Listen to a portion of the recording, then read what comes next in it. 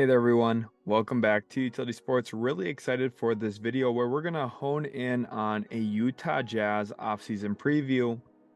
These offseason previews have been very well received on the channel, so huge thank you to everyone who has taken time to watch them and then also support the video by smashing the like button, hitting subscribe, and then also turning on notifications so you don't miss out on the next offseason preview. And I also want to shout out some of our viewers leaving comments requesting which team they'd like to see next, specifically Alan Chase here, who is a member on the channel. Shout out to him, as well as a number of other comments as well. You'll see them on the screen here. So shout out to everyone who requested a Utah Jazz offseason preview. If there's another team you'd like to see, go ahead, comment it down below, and then if I've already recorded that one, I'll link you the video itself so you don't even have to spend time scrolling through the channel looking for it. I'll do all the work for you. So thank you to everyone who has been watching. Again, reminder, hit the like button, subscribe to the channel, and let's jump into it now. Let's not waste any more time here getting into our video preview, where we're going to look at what this team was. That's really the best place to start. Season recap. We're going to look at what just went down, what's transpired, and that leads us into some things we're going to look for, how to build this team, how to continue to improve this team. And for every team, that's really the best place to start. But specifically, the Utah Jazz, I think, are in a prime position this year as a team that it's really impressive the season that they had. Then we'll go into the 2023 NBA draft with the lottery odds and how that could potentially shift the entire magnitude of this rebuild for the Utah Jazz, even more so maybe than some other teams. We'll also take a look at NBA draft prospects that fit for them in this year's class. They have 3 first-round picks, so we're going to look at realistic prospects for all 3 of those first rounders. The Jazz have so many assets moving forward that, hey, maybe they look to move up and could really shift some things around on draft night, maybe even trade out of the first round with one of those 3 or even 2 of those 3 if they feel like they like the guy they got with their other selection. Utah's in a really good position moving forward. Looking at free agency, of course, they're also well positioned. If you watched my cap space video, we broke down all 30 NBA teams and how much cap space they have and what they could look to do with it. I think that's a very fun video to check out after this one. If you haven't seen that one already, I think that was an awesome video. But here we'll talk specifically a little bit more about the Utah Jazz and potential directions that they could go. There's one free agent option that I love for them, and that NBA free agency target is going to be, I think, a no-brainer in this video. And then we're going to look at a way too early outlook for next season. We're going to kind of analyze where the Jazz could be going into next year and kind of if they take a big step forward, stay the same, or maybe even take a step back. But it wouldn't be bad for them long-term even if they were to do that. We'll talk about my expectations for this team going into next year. But let's start with last year. Season recap, they went 37-45, which is about 20 games better than a lot of people would have expected, myself included. I was much lower on Utah's probability of being a good team this year. And the reason for that was they were just lacking top-end talent in what I had perceived on this roster, which is a massive failure on my part first off. Lauri Markkanen had such a crazy turnaround in his career, and he wasn't even a bad player before, don't get me wrong. But very rarely do we see a player in the NBA increase significantly in volume and therefore also increase significantly in efficiency. That almost never happens. I think a great example of that is Mikal Bridges in Brooklyn after getting traded. Yes, all of his per games went up, but all of his percentages went down. Typically, we see that because you're asked to do more stuff for the offense, typically end up resulting in tougher shots because you have to be the bulk of the offense. And Lauri Markkanen just said, oh, no worry, I'm just going to be an awesome rhythm player, which is one of the underrated elements to basketball. Some players, with the way the NBA is played now, they don't fit really well into, hey, I'm going to play off the ball and just try and make the most of my catch and shoot opportunities and just attack closeouts. Lauri Markkanen, I think, proved this year that, hey, when I have the ball in my hands and I'm comfortable, I'm playing off of a rhythm, off of the bounce, I'm just a better player. And that was huge this year for the Utah Jazz and really was the main fuel behind their prolific start and also just how the whole season played out for them in general. Will Hardy deserves a lot of praise. You know, Lauri Markkanen, as the most improved player in the league based on voting, he deserves a lot of the love and he got a lot of it. But Will Hardy, I don't think he received as much love as he deserved either. You know, beginning in his rookie season as a head coach, there were games, there were moments that we thought, okay, well, you know, he made a mistake here at the last little minute of a game. And there were moments like that.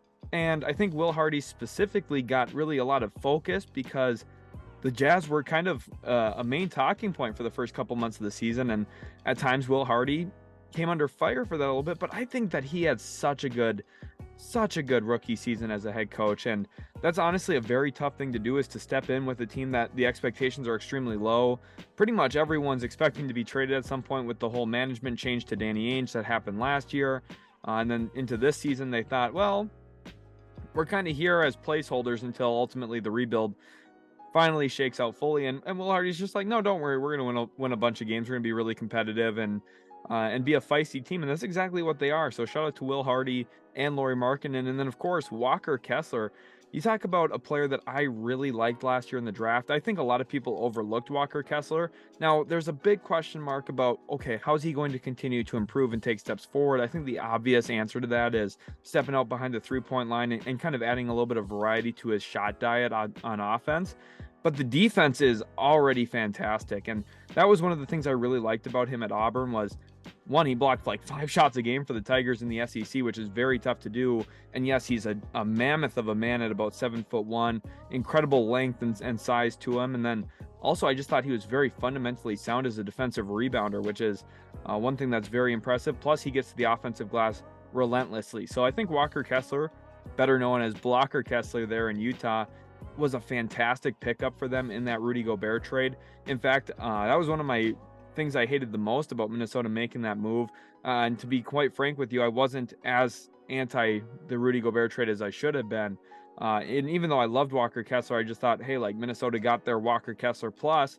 Well, Walker Kessler for parts of this year was outperforming Rudy Gobert. Now, I don't think he's as good of a player as Rudy Gobert. I think there's a lot of things that go into Rudy Gobert's game that don't get talked about enough, like setting screens. He's one of the best screen setters the NBA's ever seen. I think Walker's still learning there. So there's a lot of room for him to still progress. It's just about how does he continue to, kind of expand his game when he has the ball in his hands. And then defensively, you're probably never going to use him up at the level of the screen. He's primarily a drop coverage big, which there's nothing wrong with, but we have seen some issues with that in the past. I think a great example of that is Brook Lopez this past series with the Miami Heat. You go back and turn on the tape of that. I mean, Duncan Robinson shot the lights out, and the reason why is he's working off dribble handoffs, and, well, Brook Lopez has 2 feet in the paint while Duncan Robinson's shooting uncontested three-pointers. Some of those things, it's not just luck that Duncan Robinson was making some of those shots. So at some point, Walker Kessler is going to have to maybe play in a different style, or you might have to have a different big on the roster that can play a different way than Walker Kessler, which we're going to talk about later on when it comes to the draft. Jordan Clarkson, also a career year for him. Lauri Markkanen gets a lot of love for improving his play and really stepping up big time. So did Clarkson. Career year for him moving into the starting lineup. Just a phenomenal year for him, and going into a year where he's going to be a free agent. We'll talk about that later and what that could potentially do to his market.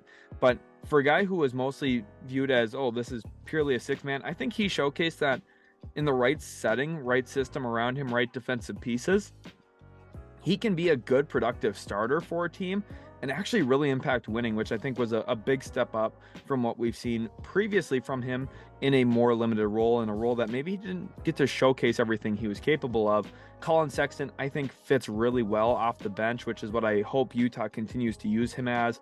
At $18 million too, it's not like a crazy contract that you can't justify bringing him off the bench. It's maybe a little rich for a bench piece, but it's not crazy rich. And for Sexton, I think really with his efficiency, shot 39% from 3 this year, shot pretty well from 2-point land as well. I think Sexton's going to probably stick in Utah long term. Now, maybe they look to trade him. They have so many assets that really Sexton at that price point could be attached for a bigger move later on if they wanted to, but there's no rush to do that. I think Utah is going to be very patient throughout this process and make sure they're making good, sound decisions without rushing into anything. Then Ochai Agbaji, talking about a guy who didn't rush into anything towards the beginning of the year, kind of surprisingly, he didn't give them as much as I thought he would have coming out of Kansas as a senior, someone who won a national title. I thought, oh, he's going to step in right away and be an impact player. In fact, I strongly considered him for an all-rookie spot before the season.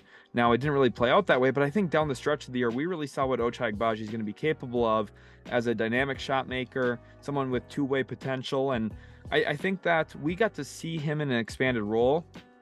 Now, with them shutting down Markkanen a little bit and Kessler not playing as much down the stretch, yes, they were losing more games, That was completely intentional for the franchise because they wanted to help their draft positioning, which I think is smart given their circumstances. You know, everyone's going to say, well, you hate the Mavericks doing that. Yeah, the Jazz just didn't have a Luka Doncic and a Kyrie Irving on their roster. It's a completely different scenario. They had Lauri Markkanen and a rookie Walker Kessler and draft picks. The Mavericks have nothing, basically. So there was completely different ends of the spectrum, which is why for Utah, it's a little bit more understandable. For Dallas, it's kind of like a pipe dream, and if a team below them moves up anyway, they just lose their pick regardless. So there's a lot of ways that this still doesn't work out for Dallas, and Utah, I think, just benefited themselves for sure. So I just think it's a completely different scenario. So I know I might sound like a hypocrite. I just think that their circumstances are so different, and the expectations around the team are so different, and the expectations from the players are so different. Especially after trading off of Conley, Vanderbilt, Beasley during the season. We all knew they were heading in that direction. I think a lot of us expected it earlier than later, but it definitely came later in the season. But I do think that's a positive for the team. They had competitive games for some of those young guys. There's a lot of good learning moments in there. And I think this was a really productive season for Utah, even if they don't move up in the lottery. But it's still possible that they do. If we look at their odds here, 4.5% chance that they move up to the #1 pick to land Victor Wembanyama. But even outside of that, they have percentage chances of 5% nearly to move up to 5.2% to move up to third, and almost a 6% chance to move up to #4. So if you add all of those percentages together, I'm doing the math here quickly in my head, we're looking at roughly a 19.2, 20.2% chance, somewhere in there. I'm doing the math in my head right now as I'm talking, not the most productive way to do that. But they're in a really good spot where, hey, 1/5 of the time they jump in the lottery and all of a sudden they're adding one of the guys on the screen. And even if it's not Victor Wembanyama, I've talked in all of these videos how transformational he could be. And don't get me wrong, Utah would become a powerhouse if they got him long term because their length would just be so astounding with Kessler and Wembanyama. They'd basically give up 0 paint scores a game, it would feel like. Plus, Lauri kind of moving to the 3 might be a little weird because, yes, he's done that in the past, but we kind of saw him break out as a 4-man for a decent part of this year. Yeah, I know he's playing next to Vanderbilt, but obviously with Wembanyama, it's a completely different scenario, and maybe Lauri Markkanen takes a backseat to him, which does that give off of what Lauri was just giving you? Maybe, but Victor's so good that you'd love it anyway, right? But they don't need to move up to #1 to feel really good about themselves because you look at 2, Scoot Henderson would be the point guard of the future. And really, you look at the positions on this team, the point guard, shooting guard, small forward spots, tentative traditional positions, not that those labels really mean anything in today's NBA, but just for a casual way of thinking about it, Scoot Henderson would just really help this team long term because he's a fantastic downhill scorer. I think his athletic traits are going to translate extremely well to the open floor in the NBA with more shooting, more spacing, better style and system around him. With Utah, Will Hardy's going to give him those things. I think the rebuild would become very simple for Utah. It would be add shooting and wings and 3-and-D guys because you have then Lauri, Walker Kessler, and obviously, of course, Scoot Henderson then. Now, if they move down to 3, then there's a real question here. Do they look at Brandon Miller or Amen Thompson? I know people are going to roll their eyes at this. When we get to the draft combine portion of the draft process, people are going to really start opening their eyes to Amen Thompson. I know people are going to say, oh, he's played against, high school kids, and I've even said that myself. His main body of work is somewhat of a concern because he's not played against NBA level competition, but we can't overlook the fact that he's also played in games in Europe throughout the Overtime Elite offseason, and he's shined in all of those games against men. He's just dominated still. His athleticism still pops off the screen if you're scouting off of tape, and he's somebody who I just really think his fluidity, his playmaking capabilities, his downhill athleticism and electricity is just unreal, that Utah would not rule him out 3rd overall if it's between him and Brandon Miller.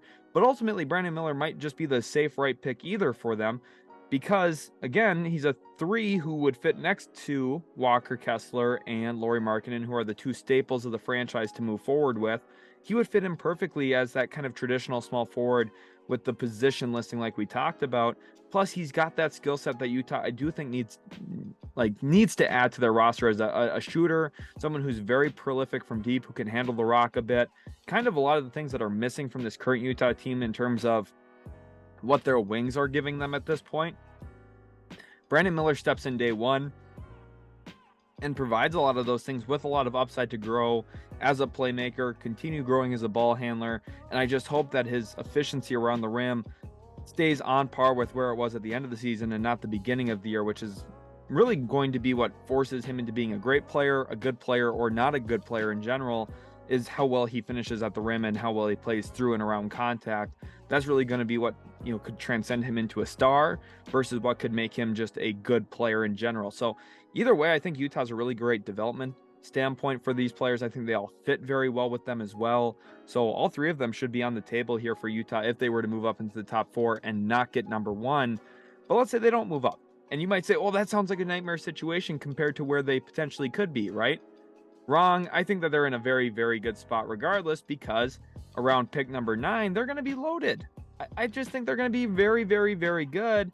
And the reason why, this class is insane. There's so much talent, there's so much depth. And by the way, these players all fit them too. Casey Wallace just feels like a Danny Ainge selection for me out of Kentucky. Think Marcus Smart-esque. Now, I don't think he's flashed as much offensively as Marcus Smart did back at Oklahoma State, but I do think that the defensive capabilities, the defensive flexibility, versatility is there. Wallace might be a little bit smaller than Smart, but he's got a lot of the same traits and tendencies as a guard who can play really solid help defense, which is very rare in this league. Almost feels like Boston is manipulating and controlling the league in that regard right now, because they have Smart, they have Derek White, probably two of the best in the league when it comes to that type of defense. And then also Casey Wallace, I do think he is flashing an improved offensive game, an improved handle, and somebody who can get to spots and score on the floor. Now, at the NBA level, are you going to ask him to do that? Is he going to be tasked to do that a lot? Probably not. But that's kind of the beauty here of, hey, if he goes 9th overall to Utah, if they don't move up and they stay right with where they're projected currently, there's nothing wrong with that, because he's just going to fit into their core very, very well. Be a really nice landing spot for them. Cam Whitmore feels like another Danny Ainge pick. That's why the asterisk is next to those two guys on the graphic, because Danny Ainge would just love either of these two players. Based on his previous draft history, he loves wings who are big, strong, athletic. Cam Whitmore really fits that build out of Villanova. I know he had a disappointing freshman season. Most of Villanova's year was disappointing following a coaching change, and just overall, the beginning of a new regime at a very storied school is always going to be a little tough. We've seen other schools go through similar things like that, and I think Cam Whitmore was hurt by that a little bit in terms of his production. Somebody who before the year a lot of people saw as a likely top 4 pick, kind of was in the shoes of where Brandon Miller's now currently projected to go, and fairly projected to go. Cam Whitmore has fallen a little bit. Now pick 9 might be a little bit of a reach. Maybe gets there. He fell there in my last mock draft on the channel, which I do recommend checking out if you're a Utah Jazz fan. Whitmore does make a lot of sense though, and 9 almost feels like the floor of where he could go as of right now. I know some people are going to push back on that, but I do think a good example of like a player with his type of traits going down a little bit lower than where people are projecting. We've seen it before. A guy like Jonathan Kuminga, most people were projecting him top 5 in his draft. Now I know, different story because he was at G League Ignite and definitely did not have the year he was hoping to have, but he fell down to 7. So Cam Whitmore right now, who a lot of people are projecting maybe 6th, 7th, could he fall down to 9? And you think about the player that jumped Jonathan Kuminga in that draft, that was Josh Giddey, a player who could draft or be drafted above Cam Whitmore this year.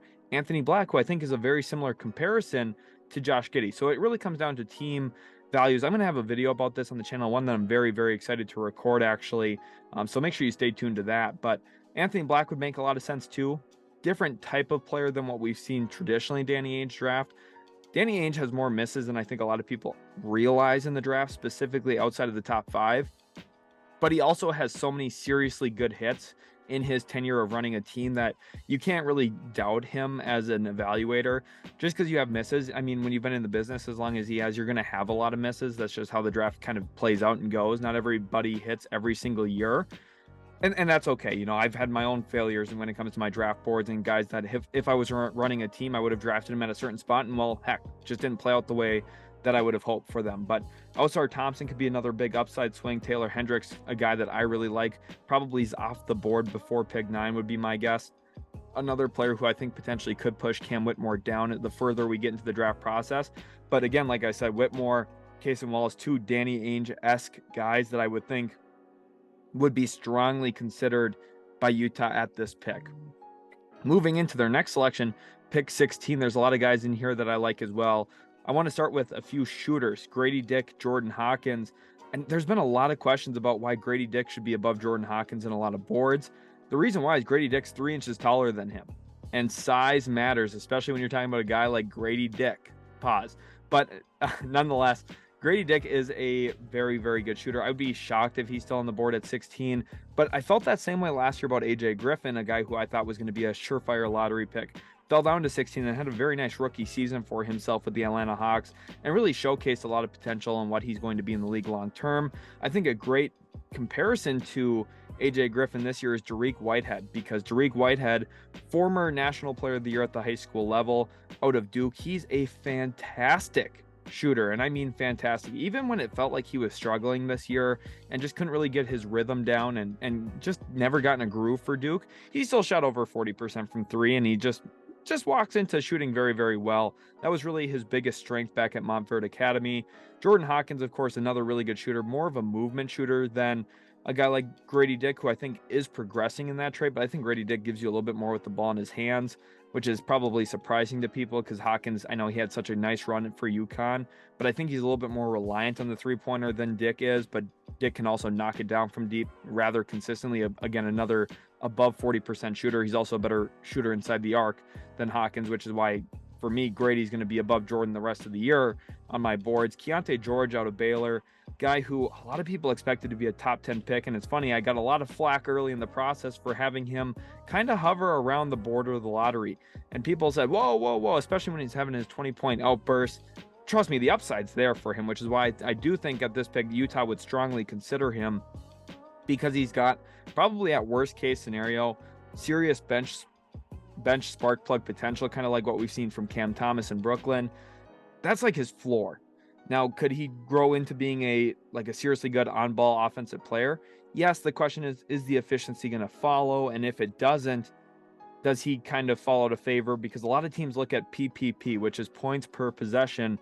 And if you're shooting 40% from the field, your points per possession are not going to be very high. It's just kind of the reality of the situation in the league. Everyone likes to look at a calculator right now when it comes to basketball, which I think is flawed and not really fair to a guy like Keontae George, because at the end of the day, your calculator might say, oh, we win this 99% of the time, but that 1% of the time is the game that actually played out. Look at what happened with the Miami Heat and Milwaukee Bucks this year in the postseason. Everyone predicts, oh, well, Bucks win 98% of the time in the series, whatever number they had. The Heat won the series in 5 games. Chris Murray from Iowa, another player that I could really see being in consideration here for Danny Ainge. Like his game quite a bit. He's going to step into the NBA, probably score 70% of his buckets from 3 his first year, but he's got decent length, decent size, and he fits the draft profile that typically Danny Ainge looks at. And then Derek Lively, he's probably the one that sticks out like a sore thumb for a lot of the viewers here on why the Jazz would consider him, with their 2 best players already being front court players. And remember back to what I said about kind of finding a different style big man behind a guy like Walker Kessler. And I think Lively's the answer there. He's actually got really good mobility for his size at 7'1". He moves decently well side to side. Now, do I think he's going to be a guy you want to match up with point guards and shooting guards consistently? No, but can you survive and play him at the level of the screen, have him run guys off the 3-point line? Yes. Plus, he's got fantastic length. He's still going to be able to protect the rim. He averaged a crazy amount of blocks per 40 minutes, more than DeAndre Ayton did in college, more than Karl Anthony Towns did in college. You might say, well, those are 2 guys who are not great defenders. That's kind of my point, is guys who are valued really high, former number 1 overall picks, who could block shots. They're not great defenders, but they could block shots. And, oh, by the way, Lively blocks more shots than them. And I think he's a better perimeter defender than those guys have translated to at the NBA level. He's extremely athletic. I think his length is going to be overwhelming for teams to try and score around him. Now, he's going to be pretty raw. Offensively, he doesn't give you a lot. He's going to be a traditional rim roller, and he's going to run in transition. And it might not sound like those are really great things to have, but trust me, they are, because a guy who runs hard, a guy who rolls hard, a guy who's willing to sit there, set screens, and play off of that, play without the ball in his hands, I think is a very nice thing to add, especially if you can get that outside of the lottery here. If he can solve some of your defensive concerns long term, give you another big man that you love to play and trust on the court, it's a huge plus for a team. And I think Derek Lively is being very, very undervalued by a lot of people. specifically national media, when it comes to where his draft range should probably be considered. Then we get to their final first round pick, pick 28. And at this point, of course, it becomes a little bit more speculative on who could be available at this spot. Once you get through 25-ish picks, the board, you can feel very confident about, oh, well, this mock makes sense, this selection. It takes 2 or 3 teams to do something you weren't expecting to kind of throw everything off. I think a great example of that is back when Josh Primo went in the lottery. And I had him at pick 25. I think I had him going to Denver that year, the year that they took Bones Highland at that spot. And I was kind of shocked when Primo went that high. I thought, wow, that's kind of surprising to me, just because I just did not see that coming out to play. And it kind of messes your whole mock up and changes some things around. Now, I've been very accurate in a lot of my mocks, especially by the end of the draft process. Last year, I had all of the top 12 picks right, top 11 picks right, in terms of what players were actually drafted at what spots. Outside of Paulo Banchero and Jabari Smith, I had those 2 flipped based on some of the rumors I had been hearing. But outside of that, I nailed pretty much the top 11. So I feel pretty good about my mocks. Typically, I do a decent job, I would say. Not great, not perfect, which is what I'm aiming for. But at 28, guys that I'm confident would be available. Jordan Walsh will likely be available at that spot. I could see Leonard Miller from G League Ignite being available. These are guys who have certain traits that stick out. Jordan Walsh, I think, is going to be a very good point of attack defender at the NBA level. Does he give you a lot else? No. He's very athletic right now, and the hope would be that he could develop in the same way that we've seen Josh Green kind of take some steps forward for the Dallas Mavericks. Because, again, athletic wing defender, that's what you're drafting. Kobe Buffkin, I think more of an offensive firepower, bench spark plug type player. So let's say they don't go with the Keontae George at 16. Buffkin maybe goes off the board before 28. I feel like 28 is kind of the low end for him, just with what I've been hearing myself in league circles. But Buffkin's still a player that does make quite a bit of sense. Leonard Miller, G League Ignite guy, really changed his play style this year for the better. Went from being a point forward to more of a rebounding wing, and really asserting some of his athletic traits to be dominant. And he had a lot of games this year posting double-digit rebounds as a power forward. And that's one of those intriguing things where, with what Utah lost by trading Vanderbilt away, you might be able to recap and regain some of that with Leonard Miller. Noah Clowney out of Alabama also makes some sense. And then a guy like Dylan Mitchell, who I'm not sure he's going to come out for the draft. At the time I'm recording this, we don't have official word on that. But if he does stay at Texas, obviously would not be drafted here. But I think that he has kind of the prototype traits that Danny Ainge would be interested in. We've seen him draft guys based off of tools and traits before. And back into the first round, why would he not consider that potentially again? So we go into free agency, and after what's going to be likely a very good, strong draft for Utah, how do they look to get better through free agency when they have $41 million in cap space, which is 4th most in the NBA this offseason as of right now with the projections? Obviously, trades could shake some things up. Some early movement could really push some things around, but they're in a spot where they could make some money moves. Jordan Clarkson, really going to be the first priority for them. He's an unrestricted free agent. He is on a player option around $13 million. There's no way he opts into that. I could guarantee that. That's basically the most obvious thing in this entire video, because he had a career year averaging over 20 points a game. He just doesn't stay on that contract. He's going to look for a nice new contract, and I think realistically, a lot of people would paint the picture of, oh, well, if they renounce Clarkson, they have all this money, they could go get a max guy. I understand the thought process there, but I don't think enough people really understand or like to consider enough the actual perspective of, hey, these are people we have to be around all the time when you're actually working in the front office. Like, you're around the players pretty much all the time, and you're around the coaches all the time who have to deal with the players all the time. And knowing what you have in a player, especially when ownership really likes a guy, I think is very, very important and very underrated across social media, because they just don't think about it that way. They think, oh, well, player A plus player B is really, really good, so we're going to try and win that way. Jordan Clarkson being a well-liked person in the organization is huge, okay? And he's somebody we know will fight for his teammates. So I just think that he sticks there in Utah on a new contract, maybe 18 to 20, $25 million. We'll see what that ends up looking like. But ultimately, I could see something along the lines of that playing out for the Utah Jazz here with Clarkson. And then let's get into some other free agency targets. And then this is the one I really, really like. I teased this in the open about how I think Grant Williams is a no-brainer signing for the Utah Jazz this offseason. You think about some of the needs. I've talked about wings quite a bit already in this video, and Grant Williams is going to be one of those wings out there who's relatively young, going to be probably attainable for the right price, and make some sense with the front office history here. As you can see, Danny Ainge was the person in Boston who drafted Grant Williams. And what's kind of a funny looking draft class here, we don't want to spend too much time on this, but this was what I was referencing a little bit earlier. There's been a decent amount of misses in Ainge's tenure as a drafter and draft evaluator. But I mean, you go 1 for 4 in a draft and you still feel pretty good about it if it's a guy like Grant Williams. And that relationship there, that history there, I think will draw Grant Williams to a team potentially like Utah, who has cap space. Williams is a restricted free agent. He's been in and out of Boston's rotation this year. And I think he could sign for as little as the mid-level exception. That's kind of the floor I see for him, around $12.2 million annually. But if Utah really wants to put Boston in a bind and say, look, you have to figure out the whole Jaylen Brown contract within the next 12 months. You have Tatum's contract on the books. You have Robert Williams on the books. You've got Al Horford. You're going to have to figure out some of these contracts. Derek White, Malcolm Brogdon. There's a real big question right now in Boston about how they're going to be able to squeeze everybody into that contract threshold, specifically below that second tax apron if they try to do so.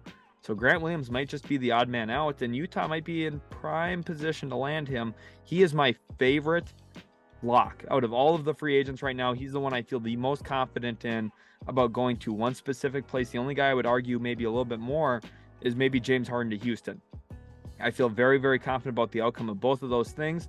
Harden to Houston, where he really, really liked living. And then also Grant Williams back with a former GM, former executive that drafted him, and Danny Ainge, to a team that could really use his services, use his skill set.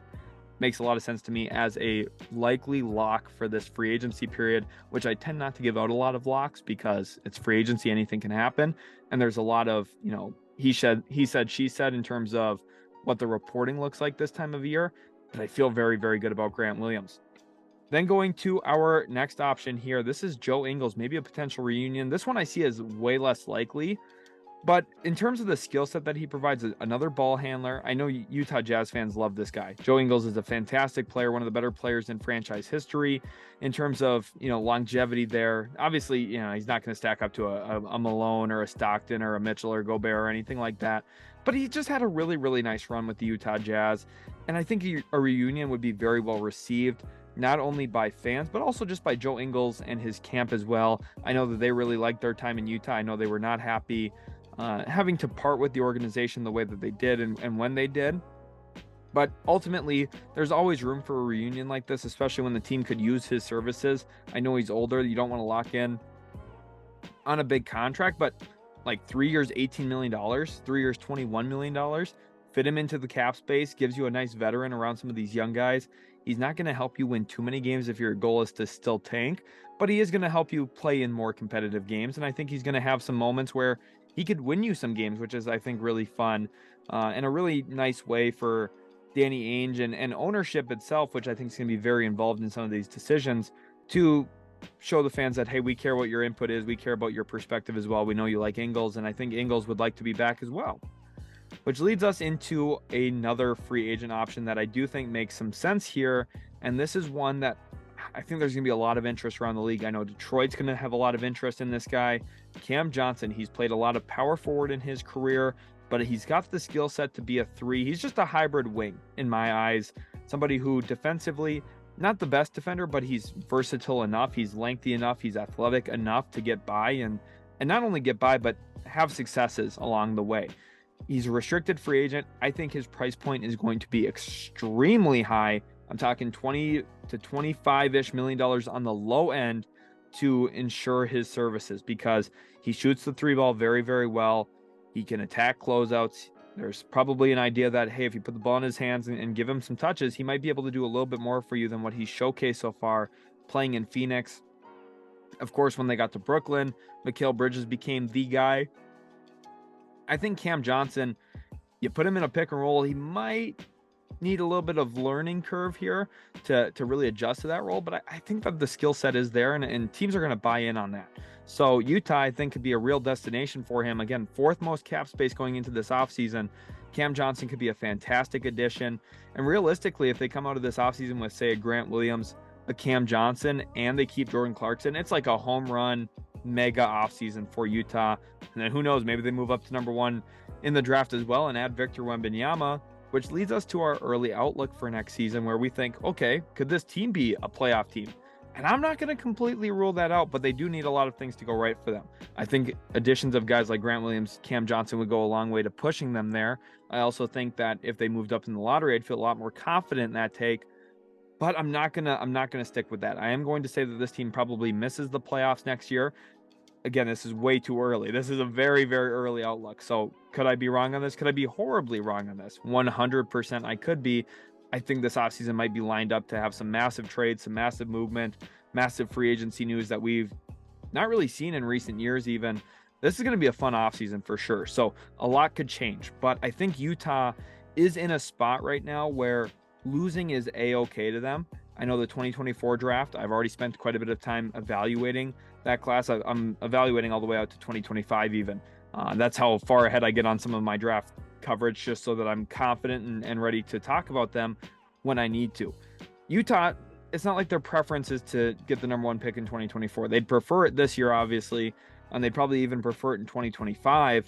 But having the number 1 pick any year you can do it is still really good. So they're going to probably look at things very long term. They have all of the Timberwolves picks seemingly. They have all of the Cavaliers picks seemingly coming up, with rumors that Donovan Mitchell could still potentially consider other options outside of Cleveland.